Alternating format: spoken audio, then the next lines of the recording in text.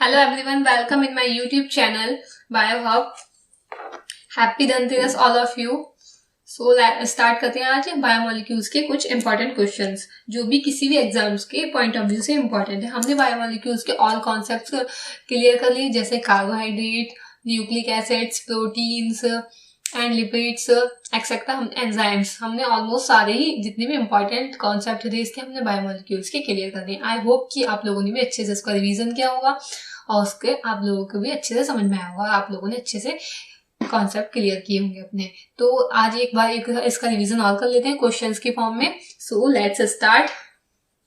ठीक है, so first question है कि during Michelson and Stahl's experiment heavy DNA was distinguished from normal DNA by centrifugation इन।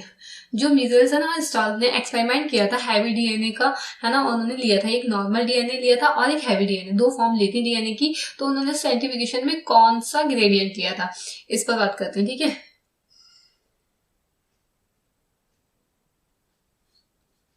तो उन्होंने जो ये लिया था, उन्होंने लिया था सीजियम क्लोराइड डेंसिटी ग्रेडियंट। ठीक है, डेंसिटी ग्रेडियंट सेंट्रीफ्यूगेशन लिया था। तो इन्होंने क्या किया था, इसमें इन्होंने एक ये लिया था NH4Cl की 14 फॉर्म ली थी और एक ली थी इन्होंने 15 फॉर्म। ठीक है, और इन्होंने इसका किसमें सीजियम क्लोराइड डेंसिटी ग्रेडियंट में इसका इन्होंने सेंट्रीफ्यूगेशन किया था।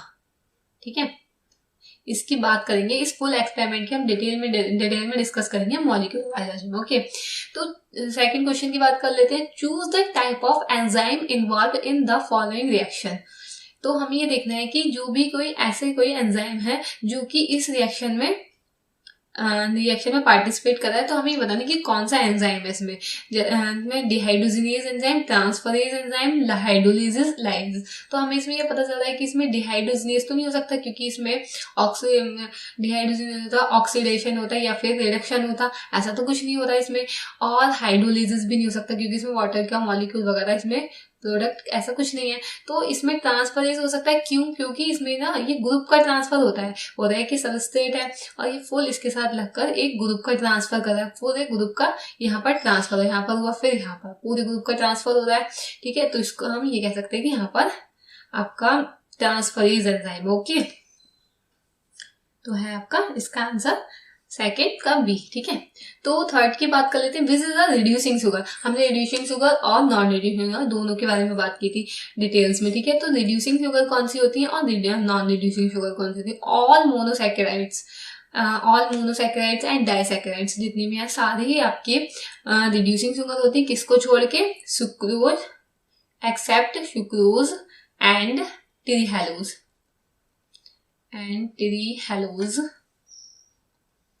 इनको छोड़ के आपकी जितनी भी शुगर्स हैं, ऑल मोनोसैकेराइड शुगर, डाइसैकेराइड, ये दोनों आपकी ऐसे होते हैं, सारे रिड्यूसिंग शुगर होते हैं। ठीक है, तो इसमें कौन सा ऐसा शुगर है जो सुक्रोज और ट्रीहेलोज को छोड़ के जो कि रिड्यूसिंग शुगर है, जो कि मोनोसैकेराइड में, डाइसैकेराइड में आता है, ऐसा कौन सा शुगर है? ठीक है, हमें ये बताना है। ठीक है, तो galactose is a reducing sugar. ठीक है, अब देखते हैं हम फोर्थ क्वेश्चन की बात करते हैं। Cellulose is a polymer of. Cellulose किसका पॉलीमर है? ठीक है, तो सेलुलोज जो है आपका बीटा डी ग्लूकोज का पॉलीमर है, बीटा डी ग्लूकोज का पॉलीमर है। ठीक है, बीटा डी ग्लूकोज का पॉलीमर है। इसमें कौन सा बॉन्ड लगता है आपका? बीटा 1,4 ग्लाइकोसिडिक बॉन्ड लगता है। कौन सा? Beta 1,4 glycosidic bond. ठीक है, और ये जो होता है आपका अनब्रांच्ड होता है, अनब्रांच के फॉर्म में होता है, इसलिए ये सेलुलोज जो होता है आपका आयोडीन टेस्ट नहीं देता क्योंकि अनब्रांच्ड है। जो ब्रांच होता है जैसे स्टार्च, वो सब आयोडीन टेस्ट देते हैं क्योंकि वो ब्रांच्ड होते हैं, बट ये जो होता है सेलुलोज वो अनब्रांच्ड होता है, इसलिए ये आपका आयोडीन टेस्ट नहीं देता। ठीक है, अब देखते हैं क्वेश्चन नंबर 5। क्वेश्चन नंबर 5 में देख लेते हैं ये कौन से किसका केमिकल फॉर्मूला है। ठीक है, CH3CH2 कहूल 14 एंड COOH। ठीक है, तो ये किसका केमिकल फार्मूला, हमने इनके बारे में बात की थी लिपिड्स के बारे में, तो हमने लिपिड्स के कुछ फार्मूलाज भी देखे थे। तो ये ग्लिसरॉल का फार्मूला, तो ये ग्लिसरॉल का तो सिंपलेस्ट फार्मूला होता है ना। स्टेरिक एसिड में भी नहीं हो सकता, गैलेक्टोज का तो नहीं है क्योंकि इसमें तो C कितने आ रहे हैं आपके, कार्बन 1 एंड 14 15 16 कार्बन आ रहे हैं इसमें टोटल। तो ये किसका फॉर्मूला हो सकता है आपका, पामिटिक एसिड। इसमें कितने थे कार्बन, 16 कार्बन थे। और ये आपका एक सैचुरेटेड है, सैचुरेटेड फैटी एसिड है। पामिटिक एसिड जो है आपका सैचुरेटेड फैटी एसिड है। इसमें कार्बन कार्बन सिंगल बॉन्ड होता है। ठीक है, और इसमें 16 कार्बन होते हैं। इसमें कैसे है, कार्बन कार्बन सिंगल बॉन्ड होता है। ठीक है, पामिटिक एसिड में इसमें क्या है, ये सैचुरेटेड फैटी एसिड है। ठीक है, अब बात करते हैं match the following, match the item in column first with the item in column second and choose the correct option. इसमें हमें चूज करना है कौन सा करेक्ट ऑप्शन है। तो ट्राइग्लिसराइड जो है आपका, ट्राइग्लिसराइड जो है आपका fat stored in the form of lipids, ये जो होता है स्टोर होता है, फैट की फॉर्म में स्टोर हो जाता है लिपिड्स में। ठीक है, एंड मेम्ब्रेन लिपिड कौन सा है, फॉस्फोलिपिड की मेम्ब्रेन होती है, प्लाज्मा मेम्ब्रेन जो होती है ना। स्टेरॉइड कौन सा है आपका, एनिमल हार्मोन। ये क्या है, एनिमल हार्मोन स्टेरॉइड्स होते हैं। वैक्स होते हैं फेदर्स एंड लीव्स में होता है। ठीक है, फेदर्स एंड लीव्स। ठीक है, सो इसका आंसर हो जाएगा ए का 4 एंड बी का 3, तो इसका आंसर हो जाएगा ए, और सी का 1 एंड डी का 2। ठीक है, इस टाइप के क्वेश्चन हम इस टाइप से कर सकते हैं, जैसे हमें इसमें से एक भी पता है कि कौन सा किससे मैच हो रहा है, तो पहले हम उसको मैच करेंगे और फिर हम ऑप्शन में देख सकते हैं कि किसमें है इसका आंसर, किसमें मैच हो रहा है हमारा आंसर। अगर दो ऑप्शन एक जैसे हैं, दो ऑप्शन में हमें मिल रहे हैं सेम, तो हम उसके बाद सेकंड को देखेंगे कि हमें कौन सी प्रोबेबिलिटी हो सकती है कि किसका आंसर है। तो इस टाइप से हम इन वाले क्वेश्चन को अच्छे से कर सकते हैं एलिमिनेट करके। ठीक है, तो अब देखते हैं हम question number 7। Maltose consist of which one of the following. जो माल्टोज होता है आपका किससे मिलकर बना होता है, beta glucose and beta galactose, alpha glucose and alpha fructose, beta sucrose and beta glucose, glucose and glucose. तो जो आपका माल्टोज है किससे मिलकर बना होता है। ठीक है, हमें इसमें ये बताना है।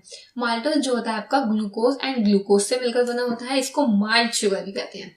क्या कहते हैं इसको, माल्ट,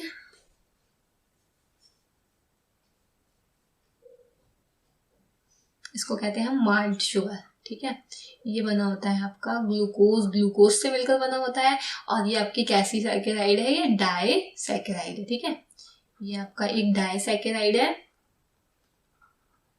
माल्टोज ग्लूकोज और ग्लूकोज से मिलकर बना होता है, तो क्या है ये, डाइसैकेराइड। ठीक है, तो enzyme often have additional parts in their structures that are made up of molecules other than proteins. When this additional chemical parts is an organic molecule, it is called। हम ये बताना है, जब कोई एंजाइम है तो उस पर उसके स्ट्रक्चर के साथ अगर मॉलिक्यूल प्रोटीन का पार्ट है उसके पास, तो उसमें कोई केमिकल पार्ट आकर ऑर्गेनिक उस पर जुड़ रहा है, तो उसको हम क्या कहेंगे। ठीक है, तो हम उसको क्या कहेंगे, जो हमने ये देखा था कि प्रोटीन पार्ट उसके साथ अटैच हो रहा था जाकर, है ना, तो हम उसको कह रहे थे कोएंजाइम। ठीक है, को फैक्टर तो हो जाएगा आपका नॉन प्रोटीन पार्ट, है ना, तो कोएंजाइम जिसमें कि आपका क्या जुड़ रहा है, प्रोटीन पार्ट भी जुड़ रहा है ना, और उसके संग एक additional chemical part organic molecule और जुड़ रहा है, तो हम उसको कहेंगे कोएंजाइम। ओके, तो 9 क्वेश्चन की बात कर लेते हैं। An example of competitive inhibition of an enzyme is the inhibition of. जो कॉम्पिटिटिव एंजाइम, कॉम्पिटिटिव इनिबिशन है, हमने इसके इनिबिटर्स की बात की थी एंजाइम्स के, competitive inhibitor, non competitive inhibitor, allosteric inhibitor. ठीक है, या फीडबैक इनिबिटर। तो हमने इन तीनों की बात की थी अच्छे से। तो इसका एग्जांपल बताना है हमें कॉम्पिटिटिव इनिबिशन का, कि कॉम्पिटिटिव इनिबिटर कौन सा है। Succinic dehydrogen by malonic acid, cytochrome oxidase by cyanide, hexokinase by glucose 6 phosphate, carbonic anhydrase by carbon dioxide. ठीक है, तो हमें इसका ही बताना है। तो ये सक्सिनिक डिहाइड्रोजनेज बाय माइलोनिक एसिड, ये जो होता है आपका, ये कॉम्पिटिटिव इनिबिटर है। इसमें क्या होता है, हमने इसका एक एग्जांपल लिया था मिथेनिन पॉइजनिंग का, हमने एक एग्जांपल लिया था इसका, है ना। एक एग्जांपल इसका ये भी है। ठीक है, इसमें क्या होता है, इसका फॉर्मूला होता है आपका ये सक्सिनेट डिहाइड्रोजन, सक्सिनिक एसिड का। ठीक है, CH2OH, और यहाँ पर होगा सक्सिनेट डिहाइड्रोजनेज एंजाइम, ये हो गया आपका सक्सिनिक एसिड,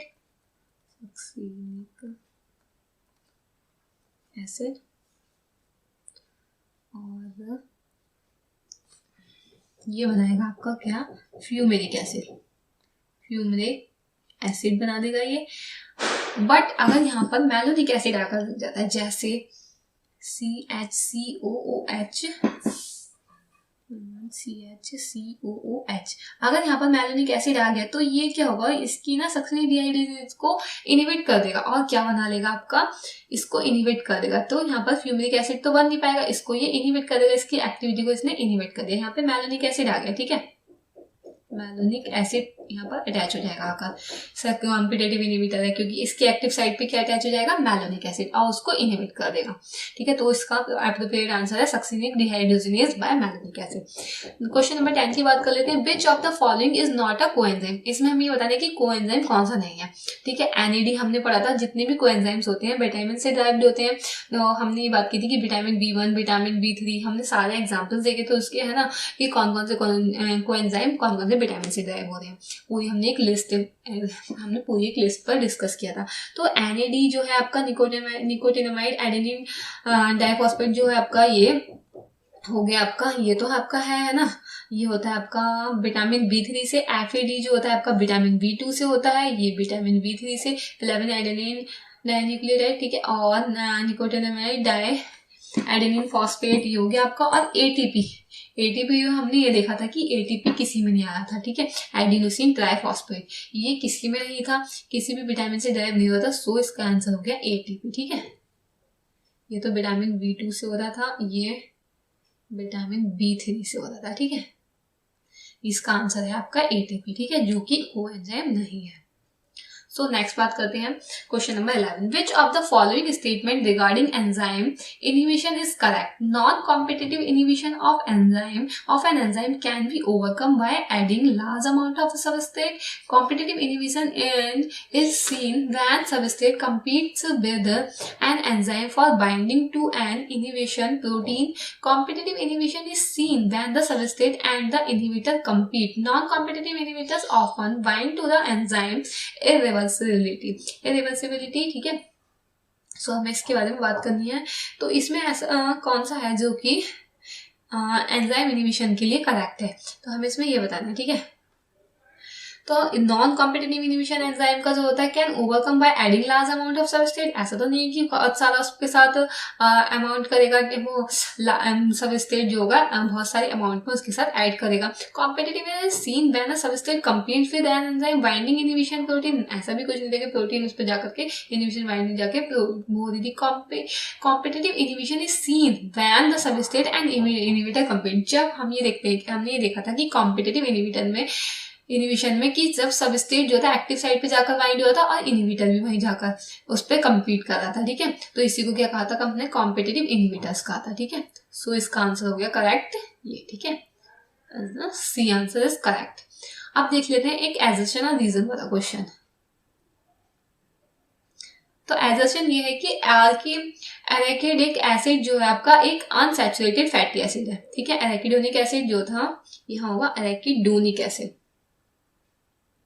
ये आपका क्या है, एक अनसैचुरेटेड फैटी एसिड है, ठीक है। ये तो हमें पता है कि ये ठीक है ना, ये एक अनसैचुरेटेड फैटी एसिड है और एक इसेंशियल फैटी एसिड भी है। ये पॉली अनसैचुरेटेड फैटी एसिड है और क्या है, ये एक इसेंशियल फैटी एसिड भी है। तो देयर आर वन और more double bonds between carbon atoms in unsaturated fatty acid, ये भी ठीक है। इसका रीजन भी ठीक है, क्योंकि एराकिडोनिक एसिड हो या फिर कोई भी अनसैचुरेटेड फैटी एसिड हो, उसमें एक से ज्यादा डबल बॉन्ड होंगे, तभी हम उसको क्या कहते हैं, अनसैचुरेटेड फैटी एसिड्स में रखते हैं।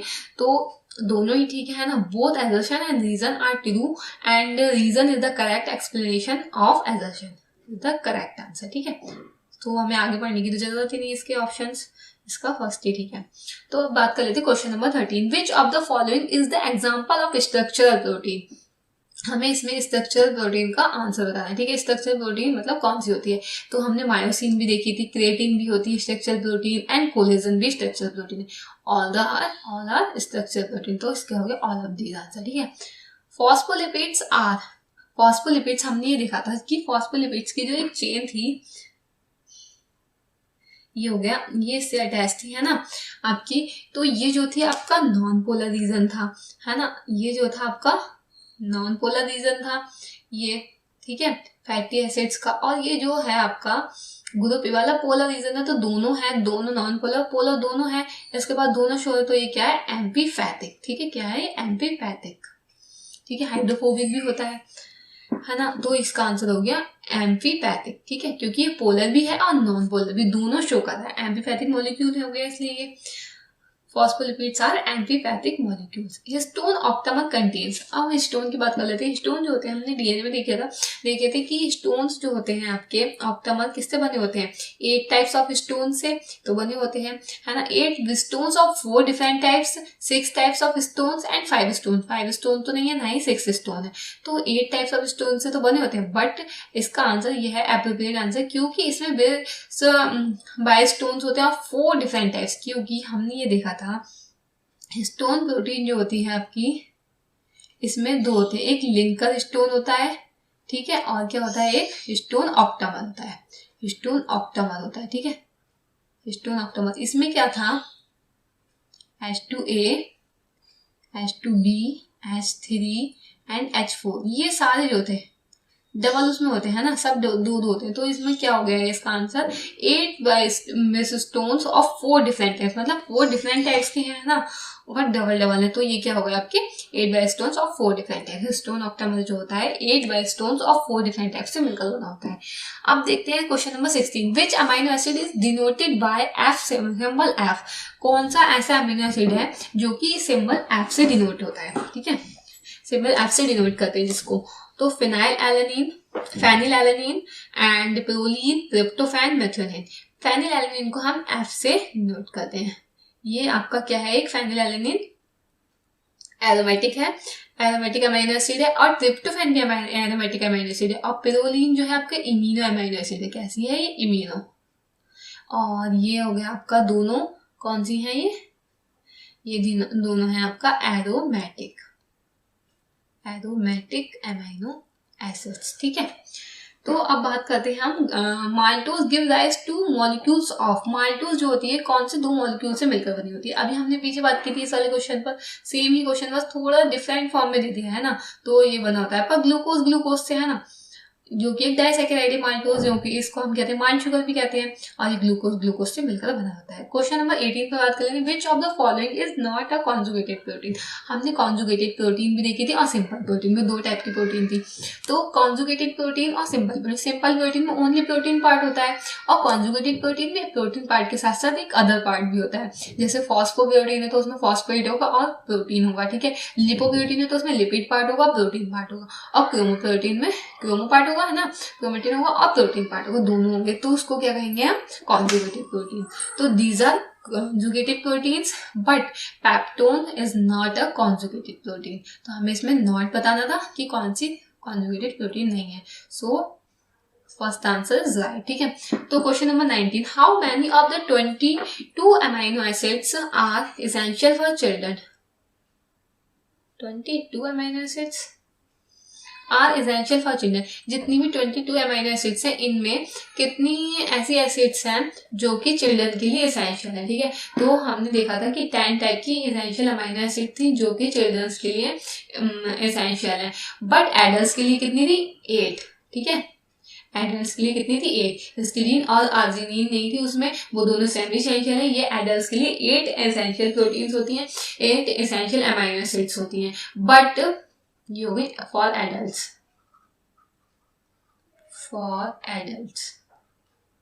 ये हो गए चिल्ड्रंस के लिए, ठीक है। तो हमसे क्या पूछा गया है चिल्ड्रन के लिए, तो इसका आंसर हो गया 10, ठीक है। रैफिनोज इज अ, हमें ये बताना है कि ये जो रैफिनोज है, रैफिनोज कैसी मोनोसैकेराइड है, डाइसैकेराइड है, ट्राइसैकेराइड है, पॉलीसैकेराइड है, तो रैफिनोज इज अ ट्राइसैकेराइड, ठीक है। रैफिनोज पे हमने बात की थी जब हमने डाइसैकेराइड, ओलिगोसैकेराइड वगैरह के बारे में बात की थी, तो ये एक ट्राइसैकेराइड है, ठीक है।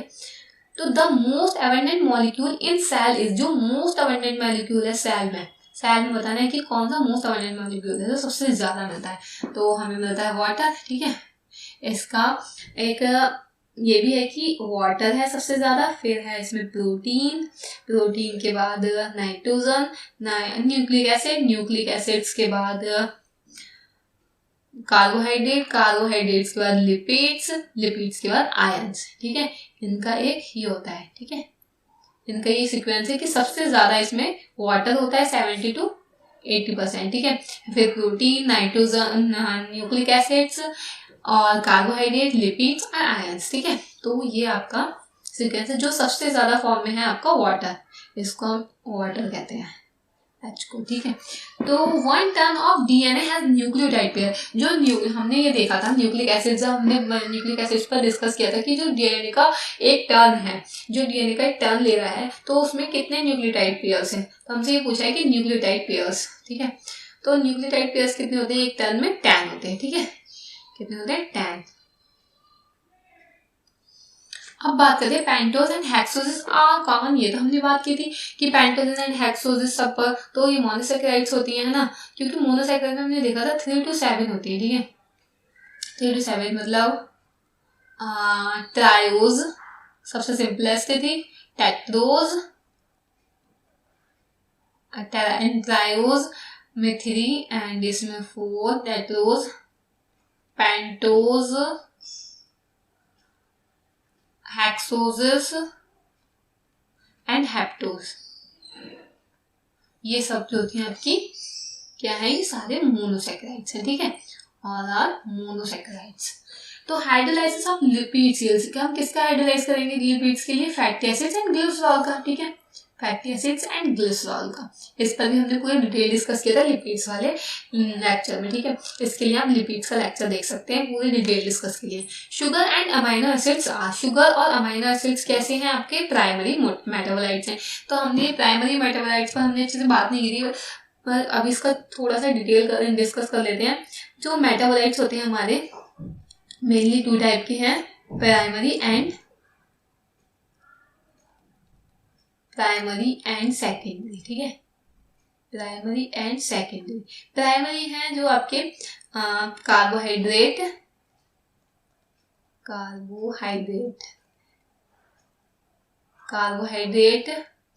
जो कि ग्रोथ और केमिकल रिएक्शंस में, मतलब जो कि बॉडी में जो भी केमिकल रिएक्शन वगैरह हो रही हैं और जितनी भी रिएक्शंस हैं और ग्रोथ में पार्टिसिपेट करते हैं डायरेक्टली, और जो वो होते हैं आपके प्राइमरी। और जो इनडायरेक्टली रूप में आते हैं, इनडायरेक्टली फॉर्म में रिएक्शन में पार्ट लेते हैं, वो होते हैं आपके सेकेंडरी मेटाबोलाइट। कार्बोहाइड्रेट्स, लिपिड्स, इनको हम डायरेक्टली लेते हैं ना, और न्यूक्लिक एसिड्स, प्रोटीन्स, ये सब कैसे हैं आपके, ये सारे हैं आपके प्राइमरी मेटाबोलाइट्स, ठीक है। और ये आपके पिगमेंट्स वगैरह कैसे हो गए, ये पिगमेंट्स हो गए आपके सेकेंडरी मेटाबोलाइट, ठीक है। जैसे पिगमेंट्स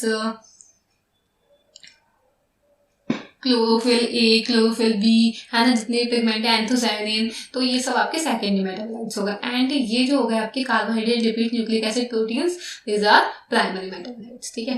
तो विच डाइसैकेराइड है डिफरेंट लिंकेज, जिसके ऐसा कौन सा डाइसैकेराइड है जिसके पास डिफरेंट लिंकेज है, ठीक है। तो हमें डिफरेंट लिंकेज वाला डाइसैकेराइड बताना है, कौन सा है आपका, सुक्रोज।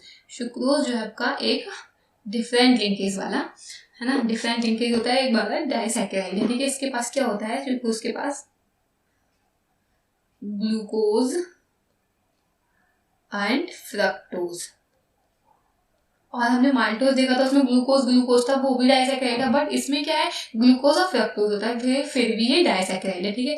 इसमें ग्लूकोज एंड फ्रक्टोज होता है, और इसमें अल्फा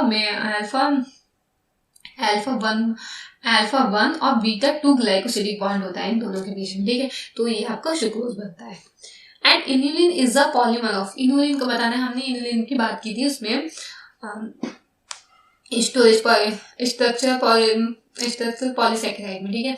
और स्टोरेज, हमने 2 टाइप के पॉलीसैकेराइड देखे थे, स्ट्रक्चरल और स्टोरेज। जो स्टोरेज पॉलीसैकेराइड है आपका है इनुलिन, ठीक है। तो इसमें हमें बताना है कि किसका पॉलीमर है ये इनुलिन, जो है आपका किसका पॉलीमर है, ये बीटा डी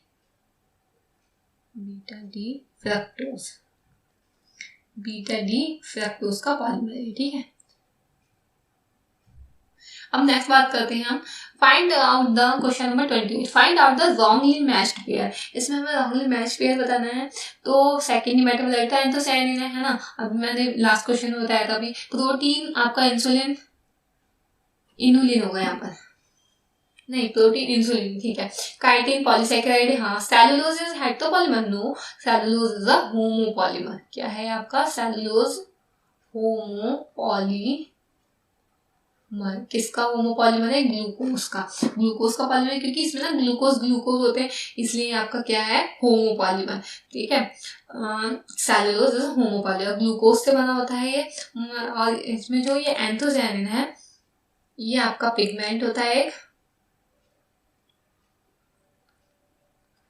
ये आपका पिगमेंट होता है जो कि वाटर सॉल्यूबल है, वाटर सॉल्यूबल होता है, वाटर सॉल्यूबल होता है प्रोटीन। और ये किस में होता है? एंथोसायनिन सेल सैप में होता है। सेल सैप मीन्स वैक्यूल्स में होता है, सेल की वैक्यूल्स में होता है, ठीक है। अब बात कर लेते हैं हम which of the following is the simplest amino acid, simplest amino acid. Just wait, हमने ये भी बात की काइटिन। काइटिन जो है आपका इंसेक्ट वगैरह की उसमें होता है ना, और फंजाई के सेल वॉल में होता है काइटिन। तो काइटिन तो एक पॉलीसैकेराइड है ना, ये तो हमने पढ़ा था हमने अच्छे से ये भी। एंड सेलुलोज जो एक होमोपॉलीमर है, तो इसका रॉन्ग मैच क्या है? ये, तो इसका आंसर हो गया ये डी, ठीक है। And which of the following is the simplest amino acid, हमें इसमें बताया सिंपलेस्ट अमाइनो एसिड टायरोसिन, तो एक कॉम्प्लेक्स अमाइनो एसिड है ना। एस्पेराजिन भी नहीं है, एलानिन भी। Glycine is the simplest amino acid, ठीक है। क्यों है ग्लाइसिन एक सिंपलेस्ट अमाइनो एसिड? जो इस पे कार्बन होते हैं, इस पर एक पर H है, ठीक है, एक पर H है और एक पर COOH, एक पर NH2 ग्रुप है और एक पर H है। इस पे इसके पास अगर H है तो ग्लाइसिन बन जाएगा, है ना। तो इसके पास जो है कायरल कार्बन नहीं है, क्योंकि कायरल कार्बन तो वो होता है जिसके जितने भी डिफरेंट ग्रुप हैं, जितने भी ग्रुप है वो डिफरेंट डिफरेंट ग्रुप से जुड़े हुए हैं, है ना। सारे डिफरेंट ग्रुप से जुड़े हुए हैं, ठीक है। बट इसमें क्या होते हैं, दो ऐसे होते हैं कि दोनों सेम ग्रुप से जुड़ जाते हैं, ठीक है। तो H लगाने पे क्या बन जाएगा? ग्लाइसिन, ठीक है। तो ये हो गया आपका सिंपलेस्ट अमाइनो एसिड, इसलिए ये ऑप्टिकली इनएक्टिव है, ठीक है। क्या है? ऑप्टिकली इनएक्टिव भी है और ये सबसे सिंपलेस्ट अमाइनो एसिड है। विच one is immuno acid, immuno acid कौन सा होता है? पैप्सिन तो नहीं है, ना सिस्टीन है, सिस्टीन तो आपका सल्फर कंटेनिंग है, रेनिन भी नहीं है।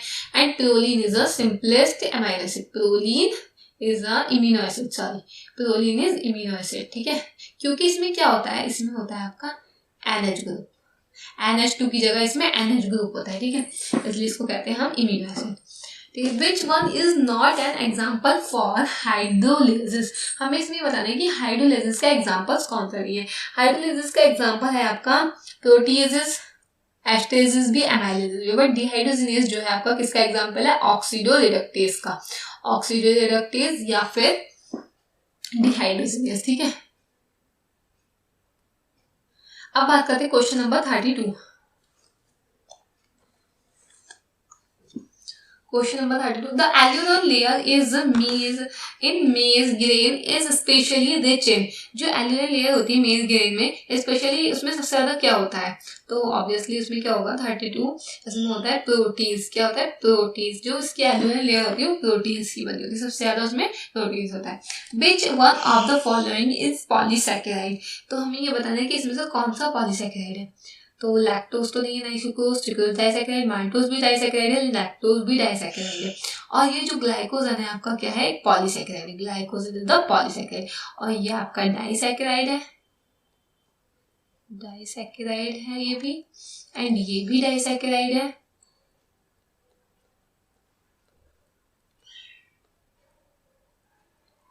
ये भी डाइसैकेराइड है। ये बना होता है आपका सुक्रोज, ग्लूकोज और फ्रक्टोज से, एंड माल्टोज बना होता है ग्लूकोज से, और लैक्टोज बना होता है ग्लूकोज और गैलेक्टोज से, ठीक है। अब नेक्स्ट क्वेश्चन देखते हैं 34 question. Chitin is a polysaccharide, ठीक है, chitin is a polysaccharide. Benedict's reagent test is conducted to confirm the presence of reducing, ये तो हमने अभी reducing sugar के बारे में बात की थी, तो हमने इस पर डिस्कस किया था। Benedict reagent जो होता है आपका क्या देता है? reducing sugar को कंफर्म करता है, इसकी प्रेजेंस को। एराकिडोनिक एसिड जो है आपका कैसा है, नॉन एसेंशियल फैटी एसिड है या एसेंशियल फैटी एसिड है या फिर पॉली अनसैचुरेटेड फैटी एसिड है, या एंड बी एंड सी दोनों। ठीक है, तो हमने ये बात की थी कि नॉन एसेंशियल फैटी एसिड तो नहीं है ये आपका एसेंशियल फैटी एसिड तो है ना, और पॉली अनसैचुरेटेड फैटी एसिड भी, जिसको हम क्या बोलते हैं, प्यूफा। ठीक है, ये दोनों हैं, क्योंकि पॉली अनसैचुरेटेड फैटी एसिड्स ऐसे है, ये जो होता है एक्रिलोनिक एसिड, इसमें कितने कार्बन होते हैं, 20 कार्बन होते हैं, और ये जो होता है इसमें एक से ज्यादा डबल बॉन्ड होते हैं, वन है ना, मोर देन डबल बॉन्ड वो होते हैं, इसमें डबल बॉन्ड होते हैं, है ना, डबल बॉन्ड जो होते हैं इसमें मोर देन वन। ठीक है, more than one double bond होते हैं इसमें, and both B and C, इसका आंसर हो जाएगा बोथ बी एंड सी। ठीक है, तो नेक्स्ट बात करते हैं 37 question. If the total amount of adenine and thymine in a double standard DNA 60%, then the amount of guanine in the DNA will be. ठीक है, तो 60% इसमें अगर कोई डबल स्टैंडर्ड डीएनए उसमें 60% डीएनए है ना, थाइमिन है, एडेनिन और थाइमिन कितना है इसमें 60%, A प्लस टी कितना है 60%। ठीक है, ये इसमें चार्गोफ का रूल फॉलो कर रहा है। ठीक है, and then the amount of guanine in this DNA, तो ये जो इसमें हमें बताना है कि गुआनिन का इसमें कितना परसेंट होना चाहिए, कितना अमाउंट होना चाहिए। तो हमने ये देखा था चार्गोफ के रूल में A प्लस टी होता है ना, और Z प्लस सी होता है। ठीक है, जो भी इसका परसेंटेज है, तो ये आपका कितना है 60% है, तो ये कितना होगा 40%। अब हमें ये बताना है कि इसमें गुआनिन कितना है। अगर ये 60% है तो इसमें एडेनिन होगा 30% है ना, और थाइमिन भी 30%, 30 हो गया। ऐसे इसमें 20 एंड 20% गुआनिन एंड साइटोसिन भी 20% होगा, तो ये हो गया आपका गुआनिन कितना 20%। ठीक है, तो B is the correct answer. आप देखते हैं question number 30। Removal of amino group from an amino acid is known as, जब हम अमाइनो ग्रुप का रिमूवल कर देते हैं अमाइनो एसिड से, तो इसको क्या कहते हैं, एमिनेशन। नोन एक्सक्रीशन भी नहीं कहते, एजेशन भी नहीं कहते, तो कहते हैं हम इसको डीएमिनेशन। ठीक है, अमाइनो ग्रुप का रिमूवल करने को, अमाइनो ग्रुप को रिमूव कर देंगे हम वहां से, तो क्या करेंगे हम, deamination. Question number 39, starch can be used as an indicator for the detection of traces of, जो स्टार्च होता है इसको हम किसी उससे डिटेक्शन करते हैं, किसी उसके इंडिकेटर से हम करते हैं। ग्लूकोज इन एक्वस सॉल्यूशन में, नो प्रोटीन इन ब्लड, नहीं आयोडीन इन एक्वस सॉल्यूशन। ठीक है, आयोडीन का हम एक्वस सॉल्यूशन में इसका डिटेक्शन करते हैं। ठीक है, question number 40, enzymes that catalyse inter conversion of optical geometrical होगा यहाँ पे, और पोजिशनल आइसोमर्स आर। तो हमें ये बताना है कि क्वेश्चन नंबर 40 में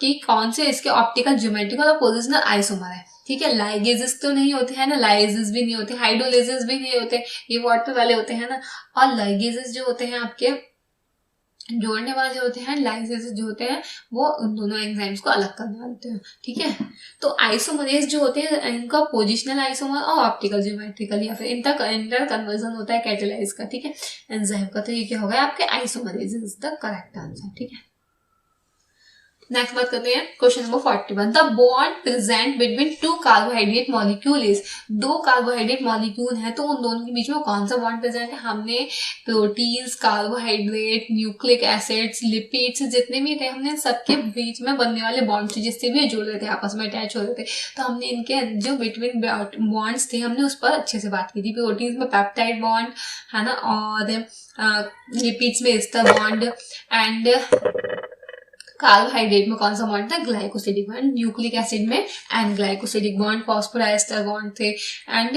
कार्बोहाइड्रेट्स में था आपका ओ ग्लाइकोसिडिक बॉन्ड। ठीक है, कौन से थे, glycosidic bond is the correct answer. Which of the following statement is wrong, इसमें से कौन सा स्टेटमेंट रॉन्ग है। सुक्रोज इज डाइसैकेराइड, ठीक है डाइसैकेराइड है ना। Glycine is a sulphur, cellulose is a polysaccharide, cellulose भी पॉलीसैकेराइड, यूरिसिल भी एक पिरिमिडिन। तो glycine is a sulphur containing amino acid, no. Glycine तो आपका सबसे सिंपलेस्ट होता है ना, CHOH CH2OH, ये है आपका ग्लाइसिन। ठीक है, अब देख लेते हैं an organic substance bound to an enzyme and essential for its activity is called. तो ऑर्गेनिक सबस्टेंस जो है जो एंजाइम के संग बाउंड कर रहा है एसेंशियल फॉर इट्स एक्टिविटी, तो हम उसकी एक्टिविटी को उसमें क्या कहेंगे।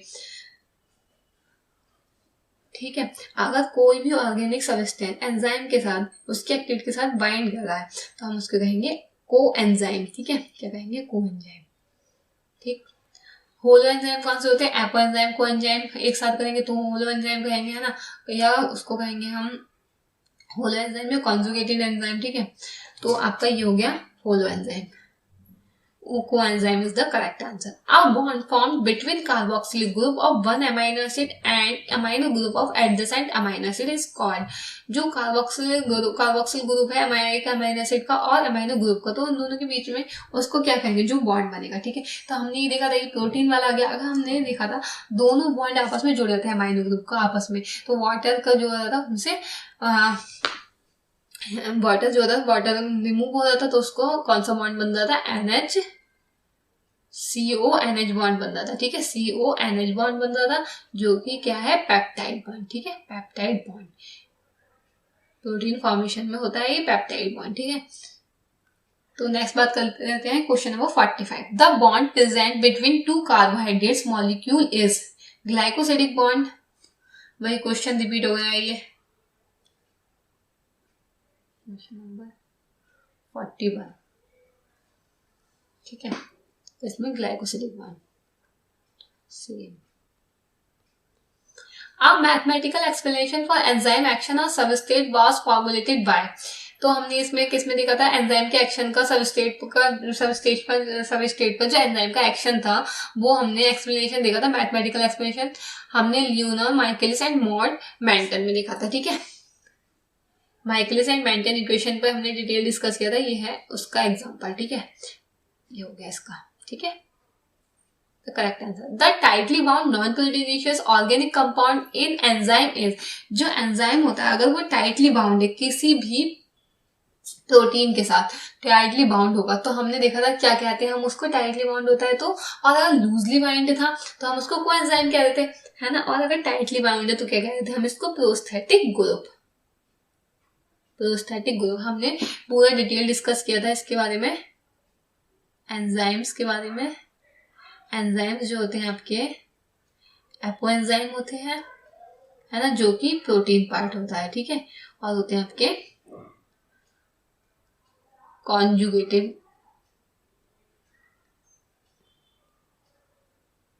एंजाइम्स। ठीक है,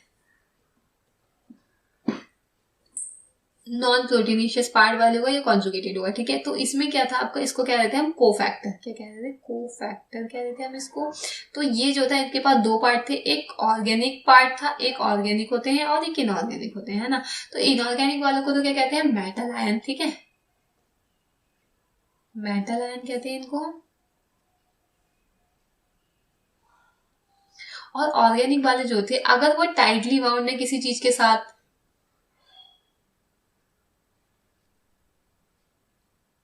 अगर वो टाइटली बाउंड है ना, tightly bind with apo enzyme, with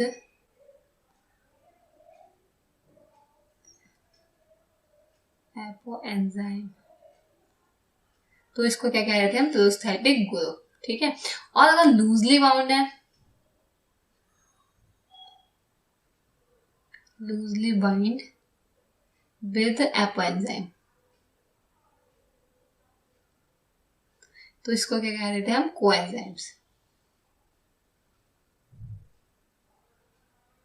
ठीक है, तो बात कर लेते हैं question number 48। Which of the following amino acid is not optically active. कौन सा ऐसा अमाइनो एसिड जो ऑप्टिकली एक्टिव नहीं है, तो वैलिन, आइसोल्यूसिन, ल्यूसाइन, ग्लाइसिन, इनमें से बताना कि कौन सा ऑप्टिकली एक्टिव नहीं है। अभी हमने बात की थी जब हमने ग्लाइसिन का भी डिस्कस किया था, तो ग्लाइसिन जो है आपका इसके पास कायरल कार्बन नहीं है, इसलिए क्या है ये ऑप्टिकली इनएक्टिव है। क्योंकि इसके पास कायरल कार्बन नहीं है तो ये ऑप्टिकली इनएक्टिव है। ठीक है,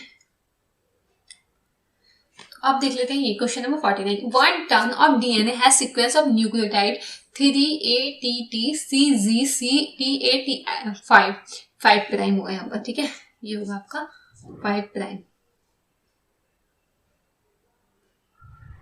ठीक, तो हमें इसको ये देखना है कि अदर स्टैंड पर डीएनए का सीक्वेंस कैसा होगा। तो अब देख लेते हैं इसके अदर स्टैंड पर सीक्वेंस कैसा होगा। 5 प्राइम से होगा, ये 3 to 5 है तो दूसरा कौन से होगा 5 प्राइम टू 3 प्राइम। ठीक है, तो ए की जगह क्या आ जाएगा टी, क्योंकि ए जो होता है आपका किससे बाइंड करता है थायमिन के साथ। अब गुआनियोसिन किसके साथ बाइंड करता है साइटोसिन के साथ। तो यहाँ पर थायमिन आ जाएगा और इसके साथ क्या आ जाएगा ए आ जाएगा। एंड सी के साथ आ जाएगा आपका जी, एंड जी के साथ आ जाएगा सी, और जी के साथ सी, और टी के साथ फिर से ए, और एडेनिन के साथ थायमिन, और थायमिन के साथ एडेनिन। ठीक है, तो देख लेते हैं इसका किस पर मैच हो रहा है। यहाँ पर तो 2 बार आ रहा है ना, ठीक है, ये तो ठीक है, जी ठीक है, सी जी, बट ये क्या से स्टार्ट हो रहा है 3 प्राइम से, तो ये तो हो नहीं सकता है ना, ये भी नहीं हो सकता 3 प्राइम से हो रहा है। अब देख लेते हैं 5 प्राइम वाला।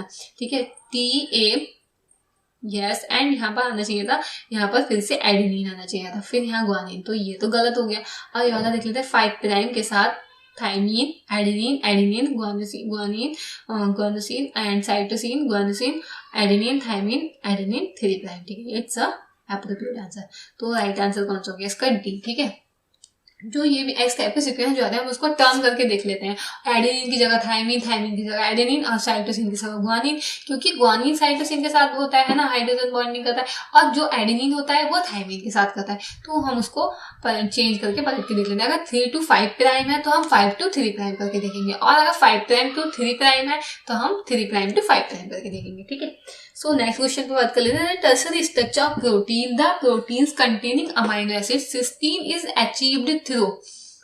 जो सिस्टाइन है आपका कैसे बनता है, हमने देखा था कि सिस्टीन एंड सिस्टीन दोनों मिल गए थे आपस में, वो दोनों कैसा था आपका सल्फर कंटेनिंग अमाइनो एसिड था। ठीक है, तो इसमें क्या होता है सल्फर कंटेनिंग अमाइनो एसिड था, तो इसमें डाइसल्फाइड बॉन्ड बनता है। कौन सा बॉन्ड बनता है डाइसल्फाइड बॉन्ड, ये डाइसल्फाइड बॉन्ड बनता है इसमें OH। ठीक है, ये इसमें डाइसल्फाइड बॉन्ड बनता है किसमें सिस्टाइन में। ठीक है, सिस्टीन और सिस्टाइन दोनों मिलकर सिस्टेन बनाए थे। ठीक है, तो विच one of the following is wrongly match, हमें इसमें ये बताना है कि कौन सा गलत मैच है। फंजाई की साल तो काइटिन की बनी होती है ना, तो it's right. And phospholipid plasma membrane, ठीक है।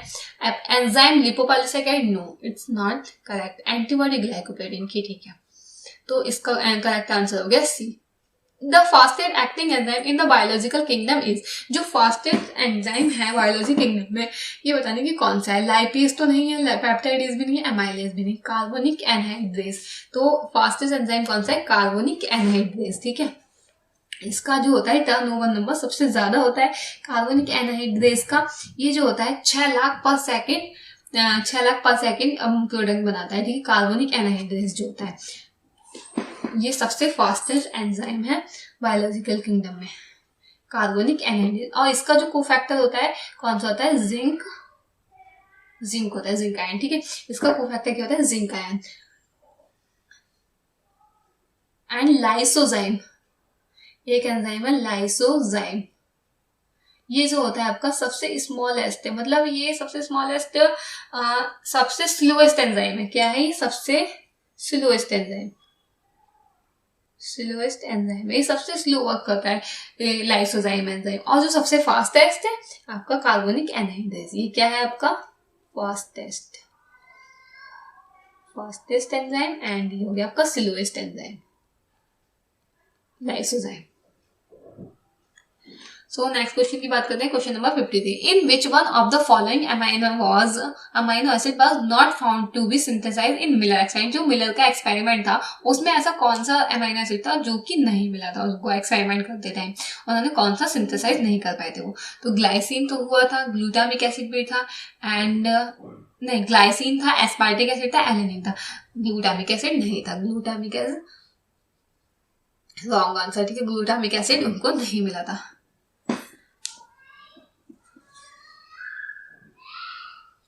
Question number 54. With reference to enzymes, which one of the following, तो इसका आंसर होगा glutamic. Following statement is true, इसमें हमें बताना है कि कौन सा स्टेटमेंट ठीक है।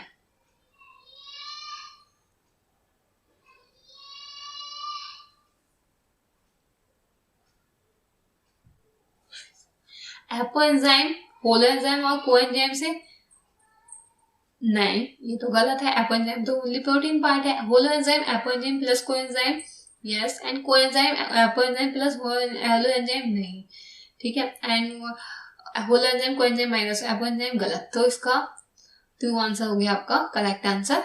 होलो एंजाइम जो होता है एपोएंजाइम प्लस कोएंजाइम से बना होता है। ये एपोएंजाइम और कोफैक्टर के संग भी बन सकता है और ऑर्गेनिक कंपाउंड के साथ भी कह सकते हैं हम इसको। ये होलो एंजाइम जो होता है एपोएंजाइम प्लस कोफैक्टर या फिर मेटल आयन और ऑर्गेनिक कंपाउंड और इनऑर्गेनिक कंपाउंड और इनऑर्गेनिक, इन सबके साथ मिलाकर क्या बन सकता है आपका होलो एंजाइम। कोएंजाइम तो है ही, एपोएंजाइम के साथ कोफैक्टर आ जाए तो भी आपका होलो एंजाइम कहलाएगा क्योंकि कंप्लीट एंजाइम है ना। और आपका मेटल आयन आ जाए तब भी आपका ये कहलाएगा क्योंकि holoenzyme is the complete enzyme. Which one is diamino carboxylic amino acid, जो कौन सा ऐसा है कि जो डाई अमाइनो कार्बोक्सिलिक एसिड है, ठीक है। तो आपका सिस्टाइन तो नहीं है ना, ये सल्फर कंटेनिंग है एंड सिस्टीन भी सल्फर कंटेनिंग अमाइनो एसिड है जो कि डाइसल्फाइड, इसमें बॉन्ड था है ना, डाइसल्फाइड अमाइनो एसिड है ये। एंड एस्पार्टिक एसिड भी नहीं है, इसका आंसर है आपका लाइसिन। सिस्टाइन जो आपका सल्फर कंटेनिंग है जिसमें डायअमाइनो कार्बोक्सिलिक अमाइनो एसिड है, जो कि आपका क्या है डायअमाइनो कार्बोक्सिलिक एसिड सिस्टाइन तो हो गया, सिस्टीन हो गया आपका जिससे बना था सिस्टाइन डायसल्फर का, इसमें डायसल्फाइड बॉन्ड था, ठीक है। तो ये हो गया आपका सल्फर कंटेनिंग ये भी है ना, और इसमें डायसल्फाइड था, ठीक है। बट इसमें क्या है डायअमाइनो कार्बोक्सिलिक अमाइनो एसिड है, तो ये हो गया आपका सिस्टाइन, ठीक है। लाइसिन और ये दोनों नहीं है। ये हो गया एसिडिक एसिड का और ये हो गया आपका बेसिक नेचर का, ठीक है। बेसिक अमाइनो एसिड, ये हो गया एसिडिक अमाइनो एसिड, ठीक है। तो enzyme having different molecular arrangement but similar function, हमने इसके बारे में बात की थी जब हमने एंजाइम्स का क्लासिफिकेशन देखा था। तो आइसोजाइम्स और हमने जाइमोजाइम्स की, इन दोनों की एक अलग से बात की थी। तो एंजाइम जो होते हैं जिसके पास डिफरेंट मॉलिक्यूलर वेट होगा है ना, और बट सिमिलर फंक्शन होगा, मतलब मॉलिक्यूलर वेट या स्ट्रक्चर तो उसका डिफरेंट होगा बट जो फंक्शन करेंगे वो सेम ही करेंगे। तो होलो एंजाइम तो कंप्लीट एंजाइम है, ऐसा कुछ नहीं पढ़ा था हमने इसके बारे में, ना हमने को एंजाइम के बारे में पढ़ा, ना ही हमने ऐसा कुछ एप एंजाइम के बारे में पढ़ा। एप एंजाइम के बारे में हमने ये पढ़ा था कि आपके प्रोटीन पार्ट के एंजाइम होते हैं ना। तो आइसोजाइम्स जो हैं आपके, ये होते हैं आपके, इनका मॉलिक्यूलर वेट तो सेम होता है। हमने इसमें लैक्टो डिहाइड्रोजिनेज एंजाइम देखा था, लैक्टेट डिहाइड्रोजिनेज एंजाइम के हमने 5 फॉर्म देखी थी जिनमें मॉलिक्यूलर वेट तो डिफरेंट था बट उनका फंक्शन जो था वो सेम था, अलग अलग जगह पर थे, फंक्शन एक ही कर रहे थे है ना, लैक्टेट बनाने का। तो ये आइसोजाइम है आपका, इसका करेक्ट आंसर, ठीक है। अब question number 57, the simplest polyhydroxy ketone molecule containing 3 to 7 carbon is, जितने भी हमने ये बात की थी मोनोसैकेराइड्स पर, तो हमने ये देखा था 3 to 7 कार्बन वाले क्या होते हैं, मोनोसैकेराइड्स होते हैं है ना। 3 to 7 कार्बन वाले क्या होते हैं, मोनोसैकेराइड, ठीक है। तो आपके इसका आंसर हो गया मोनोसैकेराइड्स, ठीक, क्या हो गया इसका monosaccharide. Select the wrong statement, proteins are heteropolymers made up of amino acid, ribozymes are nucleic acid with catalytic power, proteins, nucleic acids and polysaccharides are the only 3 types of macromolecules found in the living system, collagen is the most abundant protein in the whole of biosphere, rubisco is the most abundant protein in animal bird, ठीक है। तो हमें बताना है कि wrong statement का था, protein जो होती है हेटेरोपॉलीमर्स होती है, अमीनो एसिड्स के बनी होती है, ठीक है। Ribosomes nucleic acid with catalytic power, ये भी ठीक है, ठीक है, ये भी ठीक है, ये भी ठीक है। Protein, nucleic acid, polysaccharide are the only 3 macromolecules found in the living system, ये भी ठीक है। तो collagen is the most abundant protein in the whole biosphere, ये भी ठीक है। And rubisco is the most abundant protein in animal, इसका थोड़ा सा उल्टा कर दिया मैंने। कोलेजन जो है आपका एनिमल वर्ल्ड में अबंडेंट प्रोटीन है, एनिमल बॉडी में मतलब ह्यूमन बॉडी में, और ये जो है आपका रूबिस्को, ये आपका होल बायोस्फीयर में मोस्ट अबंडेंट प्रोटीन है, क्या है रूबिस्को। तो इसका ये रॉन्ग मैच है, ठीक है। तो आपका ये हो गया इसका करेक्ट आंसर डी, ठीक।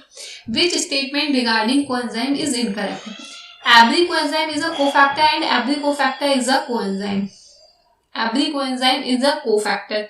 ऐसा तो नहीं है कि जितने भी कोएंजाइम है सारे cofactor and every cofactor is a coenzyme, ये तो बिल्कुल पॉसिबल नहीं है, ठीक है। एवरी कोएंजाइम इज अ, ये तो ठीक है क्योंकि जितने भी कोफैक्टर है सारे कोएंजाइम है, but every cofactor is a coenzyme, हाँ ये भी ठीक है क्योंकि हमने देखा था एपोएंजाइम के संग जब फैक्टर बाइंड कर रहा था तो कोएंजाइम बन रहा था, ऑर्गेनिक कंपाउंड बाइंड कर रहा था तो कोफैक्टर कोएंजाइम बन रहा था, ठीक है। जितने भी, और कोफैक्टर कोएंजाइम क्या था, कोफैक्टर का पार्ट था। कोफैक्टर में क्या थे, ऑर्गेनिक थे और इनऑर्गेनिक थे, ऑर्गेनिक और इनऑर्गेनिक दो पार्ट थे, ठीक है। ऑर्गेनिक और इनऑर्गेनिक दो पार्ट थे, इनऑर्गेनिक में थे आपके कोएंजाइम्स, ठीक है। तो जितने भी कोएंजाइम है सारे आपके क्या है, कोफैक्टर है, और जितने भी कोफैक्टर है कोएंजाइम है ना, हो सकते हैं, ठीक है। Every coenzyme is a cofactor but every cofactor is not a coenzyme, ये तो नहीं है क्योंकि जितने भी कोएंजाइम है वो कोफैक्टर है, लेकिन जितने भी कोफैक्टर है वो कोएंजाइम नहीं है, ये तो गलत है। अभी हमने ऊपर पढ़ा कि ये होता है, बट इसमें तो इसका गलत दे रखा है ना, तो इसका रॉन्ग आंसर हो गया ये, ठीक है। कोएंजाइम जितने भी होते हैं वो सारे कोफैक्टर्स होते हैं। Most of the coenzyme are nucleotide and composed of vitamins, ठीक है, ये भी ठीक है। पर are the active constitute of enzyme, ये भी ठीक है। इसका करेक्ट आंसर क्या है आपका B, the repeating unit of glycogen. जो ग्लाइकोजन है उसकी रिपीटिंग यूनिट क्या है, फ्रक्टोज, मैनोज, ग्लूकोज, गैलेक्टोज। जो ग्लाइकोजन है उसमें क्या रिपीटिंग यूनिट है, ग्लूकोज, तो क्या किससे बनता है, ग्लूकोज से, ठीक है। जो मैनोज है इसका हमने बात की थी, मैनोज जो है आपका, इसका अल्कोहल है मैनिटोल, क्या है, मैनिटोल अल्कोहल है इसका, जो कि फ्यूफाइसी एल्गी है, ब्राउन एल्गी, उसके उसमें रिजर्व फूड होता है, ठीक है। क्या होता है उसमें, स्टोर्ड फूड होता है ये मैनिटोल। तो pick out the wrong statement, amino acid are substitute methane, ठीक है। जितने भी अमाइनो एसिड्स होते हैं सब सब्स्टिट्यूट होते हैं मीथेन के, क्योंकि अमाइनो एसिड्स किससे बन रहे थे, मीथेन से। यहाँ पर भी एच होगा, यहाँ पर भी एच होगा और यहाँ पर भी एच होगा, तो क्या हो जाएगा आपका, मीथेन बन जाएगा। बट अगर हम इन H को हटा दें यहाँ से और यहाँ पर NH2 लगा दें, एक तरफ COOH लगा दें, है ना, तो क्या बन जाएगा ये आपका अमाइनो एसिड। यहाँ लगा दें आपका NH2 COOH एंड यहाँ तो क्या बन गया ये आपका अमाइनो एसिड, तो ये हो गया आपका अमाइनो एसिड, ठीक है। तो ये किसका सब्स्टिट्यूट है, मीथेन का, ये तो ठीक है। ग्लिसरॉल इज डाइहाइड्रोक्सीप्रोपेन, ये भी ठीक है क्योंकि ग्लिसरॉल तो हमने देखा था CH2OH, CHOH एंड CH2OH, तो मेथ एक तरफ ट्राईहाइड्रोक्सी हो गया, ये 1 हाइड्रोक्सिल ग्रुप 2 3 हो गया, तो ट्राईहाइड्रोक्सीप्रोपेन हो गया, ठीक है। ये भी lysine is a neutral amino acid, तो लाइसिन आपका कैसा है, basic amino acid, basic amino acid, क्योंकि इस पे क्या होता है, NH2 ज्यादा होते हैं, मोर देन 1 होते हैं, मतलब मोर देन कार्बोक्सिलिक ग्रुप से ज्यादा होते हैं इस पे NH2। अगर कार्बोक्सिलिक और NH2 दोनों ग्रुप्स अगर इक्वल है तो आपका न्यूट्रल बन जाएगा, और अगर NH2 ज्यादा है, ठीक है, एमाइनो ग्रुप ज्यादा है, तो इसमें क्या बन जाएगा आपका बेसिक, और अगर कार्बोक्सिलिक ग्रुप ज्यादा COOH ज्यादा है NH2 से, तो आपका बन जाएगा एसिडिक नेचर का। तो लेसिथिन इज अ फॉस्फोलिपिड, ये भी ठीक है, ये भी ठीक है, बट गलत क्या है ये, ठीक है। तो इसका करेक्ट आंसर क्या है, ये।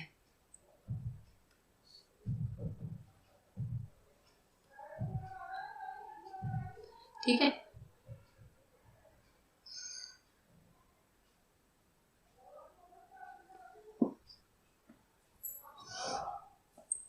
तो बात करते हैं हम question number 62। The lock and key model of enzyme action illustrate that are particular enzyme molecules. जो लॉक एंड की मॉडल है वो किसके लिए था, ठीक है, कौन से पर्टिकुलर एंजाइम मॉलिक्यूल के लिए, may be destroyed by resynthesize several times, ऐसा तो नहीं था कुछ भी, है ना।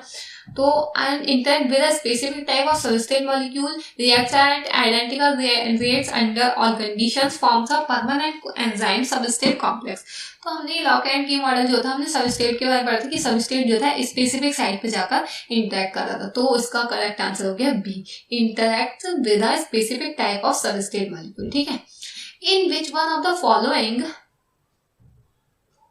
sets of 3 items each belong, ठीक है, और to the category mentioned against them, lysine, glycine, thymine, amino acids, myosin, oxytocin gastric hormone नहीं।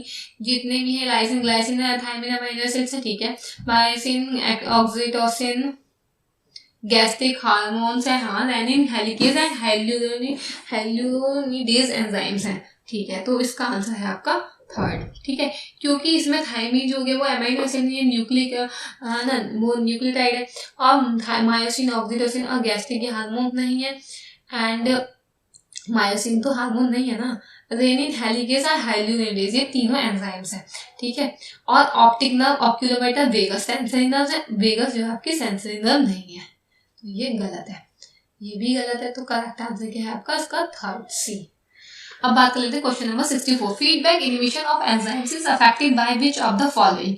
जो फीडबैक इनिबिशन था हमने इसके बारे में बात की, जहां हमने एंजाइम्स के इनिबिटर्स पढ़े थे, competitive inhibitors, non competitive inhibitors and allosteric या फीडबैक इनिबिटर। तो इसका जो इनिबिटर था किसको अफेक्ट कर रहा था, हमने एलोस्टेरिक, कॉम्पिटिटिव एलोस्टेरिक इनिबिटर या फीडबैक इनिबिटर किसको अफेक्ट कर रहा था, एंजाइम को नहीं, है ना, और सबस्ट्रेट को नहीं, इंटरमीडिएट एंड प्रोडक्ट को नहीं, ये कर रहा था एंड प्रोडक्ट को। क्योंकि जब एंड प्रोडक्ट बन जा रहा था तो वो अपने अकॉर्डिंग, एंड प्रोडक्ट बनने के बाद उसको अपने अकॉर्डिंग इनिबिट कर रहा था। अगर उसको ज्यादा बनानी है तो वो उसको एक्टिव करेगा, है ना, उसको एक्टिव करेगा। और अगर उसको नहीं, उसको कम बनाने है, बहुत ज्यादा मात्रा में बनते जा रहे हैं, उसको रोकना है, तो वो उसको इनिबिट कर देगा, ठीक है।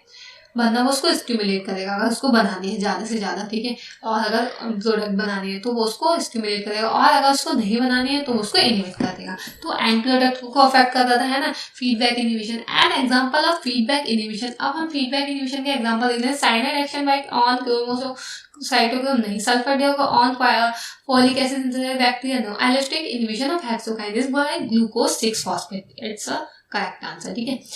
Reaction between dehydrogenase and succinic acid no, succinic dehydrogenase का हमने तो उसमें देखा था कॉम्पिटिटिव इनिबिटर में। Which of the following element occur in minimum amount in human body? जो ह्यूमन बॉडी है उसमें सबसे कम मात्रा में क्या है, मतलब सबसे बहुत कम मात्रा में, ना के बराबर क्या है ह्यूमन बॉडी में। तो ऑक्सीजन तो बहुत ज्यादा होती है ना, कार्बन भी होता है एंड हाइड्रोजन भी है, ठीक है। ये तो तीनों है।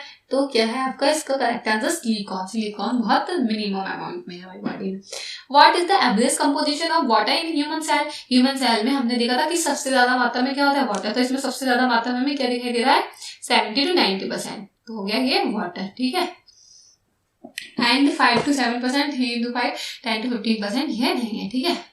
अब देख लेते हैं हम match column first with column second. तो पिगमेंट्स जो होते हैं आपके, और टॉक्सिन्स, पॉलीमेरिक सब्सटेंस एंड एल्कोहॉल्स, इनको हमें मैच कराना है इसके साथ, ठीक है। तो पिगमेंट्स क्या है आपके, पिगमेंट्स हैं आपके एंथोसियानिन पिगमेंट है। टॉक्सिन्स जो है आपके, टॉक्सिन्स है एब्रिन। एंड पॉलीमेरिक सब्सटेंसेस हो गए आपके रबर। एंड ये हो गया आपका एल्कोलॉइड्स, हो गया कोडेन, ठीक है। कोडेन है आपका एक एल्कोलॉइड। तो इसका एप्रोप्रिएट आंसर हो गया, ए का हो गया आपका क्यू, बी का आर, इसका करेक्ट आंसर हो गया बी का आर। टॉक्सिन्स का हो गया आपका एब्रिन, सी का हो गया पॉलीमेरिक सब्सटेंस का रबर, एंड डी का एल्कोलाइड्स का कोडेन, ठीक है। It's a correct answer. Form the list of given compound, find out how many of them are secondary metabolite. हमें इसमें सेकेंडरी मेटाबोलाइट बताना है। कार्बोहाइड्रेट तो आपका प्राइमरी मेटाबोलाइट है, ठीक है, प्रोटीन भी, एंड लिपिड्स भी प्राइमरी मेटाबोलाइट्स है। तो आपका इसमें हो गया एल्कलॉइड, सेकेंडरी हो गया lecithin, lectins, concanavalin, vinblastine and polymers like gums, ये सब हो गए आपके सेकेंडरी मेटाबोलाइट। तो इसमें कितने सेकेंडरी मेटाबोलाइट्स है, 1 2 3 4 5। तो इसमें है 5 सेकेंडरी मेटाबोलाइट्स, ठीक है। तो इसका करेक्ट आंसर क्या हो गया ये, ठीक है। Question number 70। What is the function of GLUT4 in human body? जो GLUT4 होता है, ग्लूकोज ट्रांसफर कहते हैं इसको, ग्लूकोज ट्रांसपोर्ट करते हैं ना। जो ग्लूकोज ट्रांसफर होता है वो ह्यूमन बॉडी में इसका क्या फंक्शन है, कैटाबॉलिज्म ऑफ ग्लाइकोजन फॉर्मेशन करने का, glyco transport into cells, binding of glucose के साथ बाइंड करने का, नो। तो इसमें जो होता है ग्लूकोज ट्रांसफर, हमें इससे पता चलता है इसके नियम से कि ग्लूकोज ट्रांसपोर्ट, ग्लूकोज को ट्रांसफर करने का, तो ग्लूकोज ट्रांसपोर्ट करता है इनटू सेल्स में, इसलिए क्या कहते हैं इसको GLUT4, ग्लूकोज ट्रांसपोर्ट, ठीक है। तो ये क्या करता है आपका, ग्लूकोज को ट्रांसपोर्ट करता है किसमें, सेल्स में। In the acid soluble pool of organic compound is known as. तो एसिड सॉल्युबल ऑर्गेनिक कंपाउंड को हम क्या कहते हैं? फिल्टरेट। अगर इनसॉल्युबल होता तो क्या होता? रिटेंटेंट, रिटेंटेट होता है ना। और अगर सॉल्युबल पूल में जा रहा है तो क्या था? हमने फिल्ट्रेट। हमने ये फर्स्ट लेक्चर में पढ़ा था बायोमॉलिक्यूल्स के, ठीक है, जो कि फिल्ट्रेट कर रहे थे, हमने उसके सीप से हमने उसको फिल्टर किया था। तो जो मॉलिक्यूल्स फिल्टर हो गए तो हमने उनको फिल्ट्रेट कहा है ना, एसिड सॉल्युबल में पहुंच गए। और जो आपके इनसॉल्युबल रहे, जो कि आपके फिल्टर नहीं हो पाए, ऊपर ही रुक गए, तो हमने उसको कहा था retentate. The group of aromatic amino acid from the following is. तो हमें इसमें एरोमेटिक अमाइनो एसिड्स बताने, ठीक है। Phenylalanine, leucine and isoleucine. Phenylalanine तो है आपका amino acid, aromatic amino acid, but ये दोनों नहीं है, ठीक है। और वैलेन, सेरेन एंड ल्यूसिन ये भी नहीं है। एंड फेनिलएलनिन, फेनिलएलनिन तो है ना, और एलेनिन नहीं है, टायरोसिन भी है।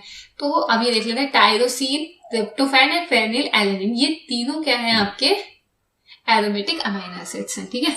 और जो ट्रिप्टोफैन है ये सबसे कॉम्प्लेक्स अमाइनो एसिड है। क्या है? कॉम्प्लेक्स अमाइनो एसिड भी है। तो basic unit of DNA, basic unit क्या है डीएनए की? ठीक है, डीएनए की जो बेसिक यूनिट है क्या है आपका?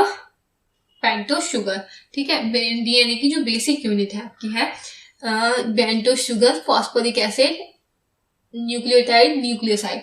तो डीएनए की जो बेसिक यूनिट है, तो हमने ये देखा था कि पेंटोस शुगर से मिलकर बन रहा था, है ना, डीएनए। और इस पर एक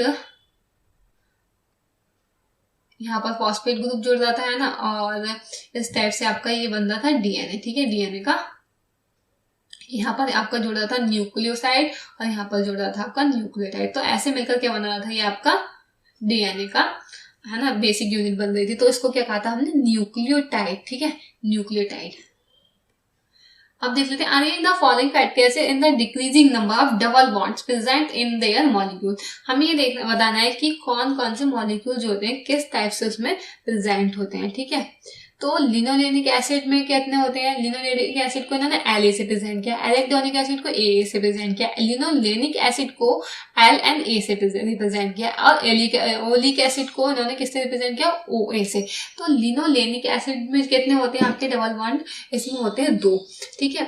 and linolenic acid, linoleic acid और लिनोलेनिक एसिड, लिनोलिक एसिड में क्या होते हैं? 1 होते हैं, और लिनोलेनिक एसिड में कितने होते हैं? 2 होते हैं। एंड एरेकिडोनिक एसिड में सबसे ज्यादा होते हैं, 4 होते हैं, ठीक है। और ऑलिक एसिड में 3 होते हैं। तो हमें इसके अकॉर्डिंग इसको अरेंज करना है। तो सबसे ज्यादा बताने हैं डिक्रीजिंग ऑर्डर में, सबसे मतलब घटते से बढ़ते हुए बताने हैं डिक्रीजिंग ऑर्डर में। तो एरेकिडोनिक एसिड में कितने हैं हमारे? 4, ठीक है। एंड लिनोलेक एसिड में आपके 1 है ना, और इसमें है आपके लिनोलेनिक में 2, ओलिक एसिड में 3। तो इसका आंसर हो जाएगा आपका ये, इसमें है 2, इसमें 1।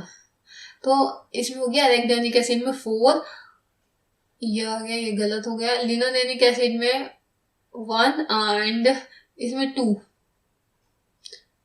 जस्ट वेट, लिनोलेनिक एसिड में 2 होते हैं एंड इसमें होते हैं आपके 3, लिनोलेनिक में 3 होते हैं, एंड ओलिक एसिड में कितने होते हैं? 1, ठीक है। ओलिक एसिड में 1 होते हैं। तो लिनोलेनिक एसिड में हो गए आपके 3 एंड लिनोलेइक एसिड में हो गए 2, ओलिक एसिड में हो गया 1, ठीक है। 4 3 2 1, एक सीक्वेंस में याद कर लेंगे इसको, 4 3 2 1, ठीक है। तो इसमें क्या हो गया आपके? लिनोलेनिक एसिड में हो गए आपके 2, एरेकिडोनिक एसिड में सबसे ज्यादा, इसमें होते हैं कितने डबल बॉन्ड होते हैं? 4, है ना। और लिनोलिक एसिड में 3 डबल बॉन्ड होते हैं, ओलिक एसिड में 1 ही डबल बॉन्ड होता है। तो इसका आंसर हो गया करेक्ट सी।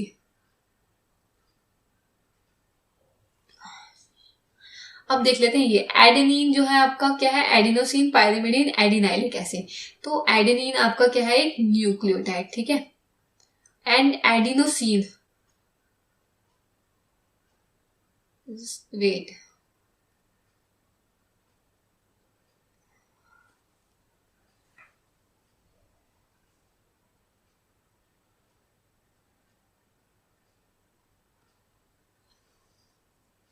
तो ये आपका एडेनिन जो है आपका एक नाइट्रोजनस बेस है।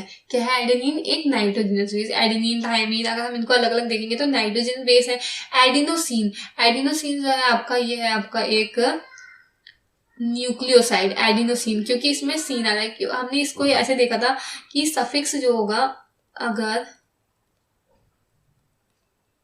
सफिक्स ये होगा सेन होगा तो क्या होगा आपका न्यूक्लियोसाइड, ठीक है, न्यूक्लियोसाइड। इसकी बात करेंगे हम मॉलिक्यूलर बायोलॉजी में, डिटेल डिस्कस करेंगे इसका। और अगर सफिक्स है आपका नाइलिक, नाइलिक है आपका YNIC, अगर लाइक एसिड है आपका नाइलिक है तो क्या होगा आपका ये न्यूक्लियोटाइड, न्यूक्लियोटाइड, ठीक है। तो अब ये देख लेते हैं, एडिनोसिन का हो गया न्यूक्लियोसाइड, एंड एडिनाइलिक है, नाइलिक आ रहा है तो क्या हो गया आपका न्यूक्लियोटाइड। एंड पिरिमिडीन में क्या होता है, सिंगल रिंग नाइट्रोजनस बेस होता है। तो इसका करेक्ट आंसर क्या हो गया, बी। ए का R, बी का S, सी का P एंड डी का Q, ठीक है। इसका करेक्ट आंसर हो गया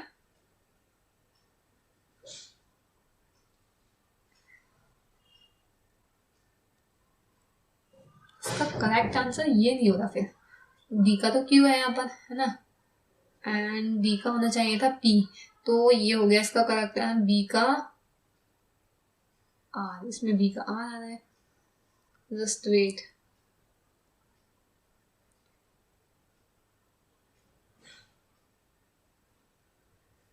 सी का P, ठीक है, सी का P एंड डी का Q, हाँ ठीक है, डी का Q ही है, ठीक है, डी का Q, ठीक है, इसका आंसर यही है, डी का Q। तो नेक्स्ट देख लेते हैं 76, similarity between DNA and RNA is that both, इन दोनों में क्या सिमिलरिटी है, 76 क्वेश्चन नंबर। तो इन दोनों में हमें ये बताना है कि क्या सिमिलरिटी होती है। Are nucleotide polymers have similar pyridines, pyridines have similar sugar, have double standard. देखो हमने ये देखा था कि आरएनए और डीएनए दोनों, डीएनए तो डबल स्टैंडर्ड होता है, आरएनए भी डबल स्टैंडर्ड होता है, बट कहीं कहीं केसेस में क्या होता है, सिंगल स्टैंडर्ड भी होता है, दोनों ऐसा नहीं है कि डबल स्टैंडर्ड ही है ना। तो गलत है, सिमिलर pyrimidines, सिमिलर pyrimidines नहीं होती, सिमिलर प्यूरिन्स होती हैं, है ना, एडेनिन और थायमिन। बट ये जो होता है इनमें क्या होती है, सिमिलर pyrimidine नहीं होती, इनमें क्या होती है एडेनिन और यूरेसिल होता है, इसमें क्या होता है थायमिन की जगह पर यूरेसिल होता है, थायमिन की जगह क्या होता है यूरेसिल, ठीक है।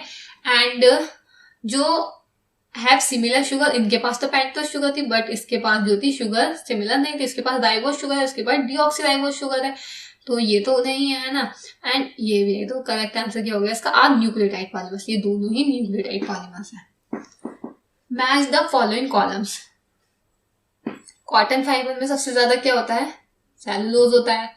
एक्सोस्केलेटन ऑफ कॉकरोच और सेल वॉल किसकी फंजाई की, सेल वॉल किससे बनी होती है आपकी, काइटिन से बनी होती है ना। और आर्थ्रोपोडा के जितने भी मतलब इंसेक्ट्स हैं मोस्टली, उनकी जो एक्सोस्केलेटन होता है वो काइटिन से ही बना होता है। लीवर में क्या स्टोर होता है आपका, ग्लाइकोजन, ठीक है।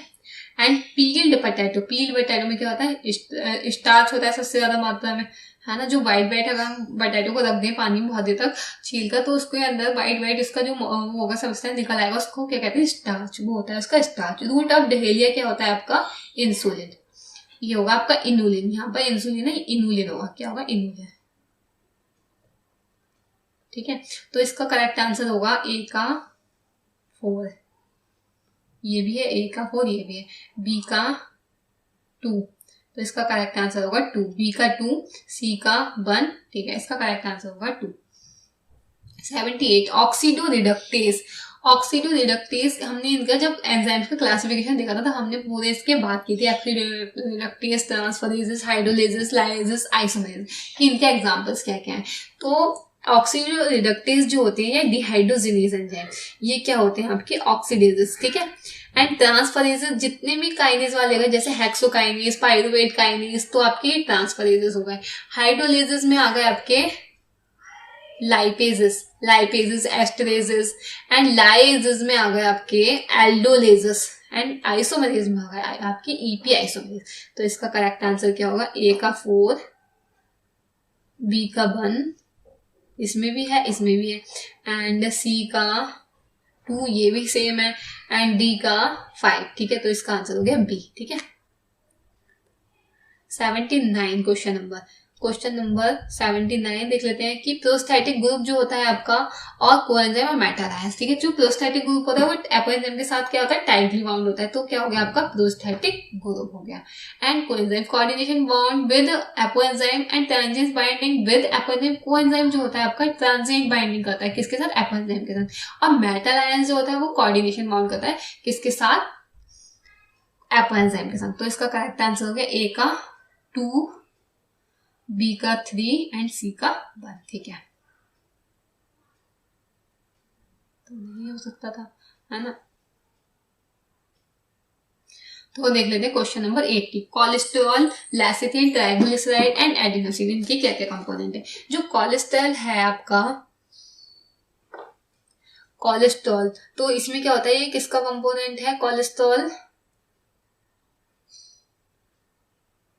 Component of animal cell membrane, ठीक है। ये एनिमल सेल मेम्ब्रेन का कंपोनेंट है। लेसिथिन जो है आपका component of cell phospholipid membrane, ये जो होता है आपका लेसिथिन किसमें होता है, सबसे ज्यादा फॉस्फोलिपिड की जो मेम्ब्रेन होती है, जो मेम्ब्रेन होती है प्लाज्मा मेम्ब्रेन, उसमें फॉस्फोलिपिड में सबसे ज्यादा होता है, सेल फॉस्फोलिपिड में। ट्राइग्लिसराइड जो होता है आपका, इसका कंपोनेंट है एनर्जी सोर्स, ये क्या है आपका triglyceride energy source. Adenosine component of nucleic acid, adenosine तो है ही न्यूक्लिक एसिड का कंपोनेंट। तो इसका हो गया ए का सेकंड, बी का फर्स्ट, सी का 4। तो हमें यहाँ पर कहाँ पर मिल रहा है इसका करेक्ट आंसर, सी में, question number C. Question number 81, ठीक है। Read the following statement correct about enzymes. तो it is the organic compound but their association with the apoenzyme is only transient. It is served as cofactor in a number of different enzyme catalyzed reactions. They are mainly derived from hormones. Example are nicotinamide adenine dinucleotide derived from vitamin B2. जो nicotinamide adenine dinucleotide है आपका derive हो रहा है vitamin B2 से, and they are mainly derived for hormones. Coenzyme जो होते हैं मेनली हार्मोन्स होते हैं, ये तो गलत है, हार्मोन्स से तो नहीं होते, ये नहीं है, ठीक है। और ये जो विटामिन 2 से नहीं होता, ये भी गलत है, ठीक है। तो it's a cofactor in a number of different enzyme catalyse reaction, ठीक है। And it is also organic compound but their association with the apoenzyme only transit, ठीक है। तो इसका आंसर हो गया first and second correct answer.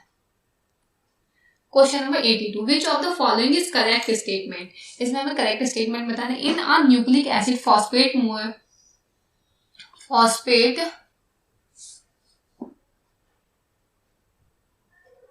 ये phosphate का गलत हो गया, इसमें थोड़ा सा टाइपिंग मिस्टेक है। Links, phosphate links the 3 prime carbon of 1 sugar of 1 nucleotide to the 5 prime carbon of sugar of succeeding nucleotide, ठीक है। तो हमें इसमें बताया न्यूक्लिक एसिड में फॉस्फेट होता है, वो किसके संग लिंक कर रहा है, 3 प्राइम कार्बन एक और दूसरा 5 प्राइम कार्बन के न्यूक्लियोटाइड के साथ, ठीक है, हाँ करता है। Sugar of the succeeding nucleotide, ठीक है। तो इसका तो ठीक है ना, ये तो करता है ना, जब अगर वो 3 प्राइम है, एक का वो 3 प्राइम है, ठीक है, उसका कार्बन, और दूसरे का 5 प्राइम है ना, तो उसके साथ ही तो वो कर रहा है। एक का क्या होगा, फॉस्फेट ग्रुप होगा, है ना।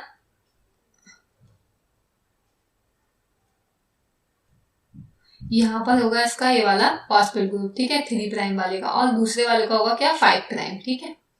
तो ये इसके साथ ही तो अटैच हो रहा था, है ना। यहाँ पर 5 प्राइम था, यहाँ 3 प्राइम था, तो ये तो बिल्कुल करेक्ट है आंसर, ठीक। The bond between the phosphate and hydroxyl group of the sugar is an ester bond, ये भी ठीक है। फॉस्फेट और हाइड्रोक्सिल ग्रुप जो होते हैं इनके बीच में कौन सा ईस्टर बॉन्ड होता है, ये भी ठीक है, हाँ। इन दोनों के बीच में कौन सा बॉन्ड होता है, ester bond. The backbone is formed by the sugar and phosphate chain, जो उसकी बैकबोन बनी होती है किसकी, शुगर और फॉस्फेट चेन की बनी होती है, ये भी ठीक है। तो all of the correct.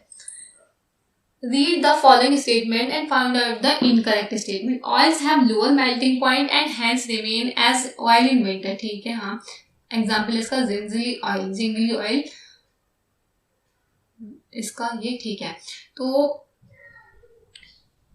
Adenosine, guanosine, cytosine, uridine, thymidine are nucleosides. Adenylic acid, thymidylic acid and guanylic acid uridylic acid and cyclic acid are nucleotide. Nucleic acid like DNA and consist of nucleotide. ठीक है, तो हमें इसमें बताना है कि incorrect statement कौन सा है. तो ये न्यूक्लिक एसिड डीएनए और आरएनए से न्यूक्लियोटाइड से होते हैं. ठीक है sir. Adenylic acid, thymidylic acid, guanylic acid and uridylic acid and cytidylic acid जो होते हैं ये न्यूक्लियोटाइड से. हमने देखा था नाइलिक आइलिक एसिड, ये जो था आपका ये वाला सफिक्स इसमें लगा दिया हम न्यूक्लियोटाइड्स में. ठीक है. एंड न्यूक्लियोसाइड्स का देख लेते हैं. एडिनोसिन, गुआनोसिन, साइटोसिन, यूरेडिन, थाइमिडीन, ये जो है आपके न्यूक्लियोसाइड्स हैं. तो ये जो था आपका साइटिडीन बनता था. यहाँ पर क्या है, ये गलत है. ये क्या बनता है आपका साइटिडीन. साइटिसिन नहीं बनता, साइटोसिन नहीं, साइटिडीन बनता है. साइटोसिन तो नॉर्मली होता है, तो क्या बन जाएगा साइटोडीन. जब ये न्यूक्लियोसाइड्स में हुआ था, फॉस्फेट और पेंटोस शुगर के साथ अटैच हुआ, तो क्या बन जाएगा साइटिडीन. तो ये हो गया आपका इसका इनकरेक्ट. ठीक है. Question number 84. एल्केलॉइड्स क्या होते हैं आपके? टर्पेनॉइड्स, एसेंशियल ऑयल्स एंड टॉक्सिन्स. जो ये आपके एल्केलॉइड्स होते हैं कौन कौन से होते हैं ना, तो एल्केलॉइड्स की हमने बात की थी, मोर्फिन एंड कोडेन. ये जो है आपके एल्केलॉइड्स हैं. ठीक है. और टर्पेनॉइड्स क्या है आपके? Monoterpenes and diterpenes. ये क्या होगा आपके? Terpenoids, monoterpenes and diterpenes. Essential oil कौन से? Lemon grass oil. जैसे लेमन ग्रास ऑयल ये आपके आर्किडोनिक एसिड वगैरह हमने क्या देखा था कि इसेंशियल्स हैं, है ना. तो इसेंशियल ऑयल क्या होगा? Lemon grass oil. और टॉक्सिन्स क्या हो गए? ये अभी हमने इसकी लास्ट क्वेश्चन पे भी बात की थी. टॉक्सिन्स हो गए आपके एब्रिन एंड ग्लाइसिन. ये दोनों हो गए आपके टॉक्सिन्स. तो ए का हो गया 2 एंड बी का 4,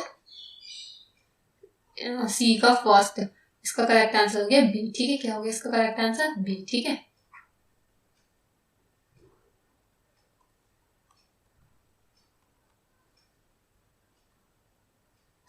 अब देख लेते हैं question number 85, the last question. Select the incorrect statement. Molecular weight less than 1000 dalton usually referred as macromolecules. ठीक है ना.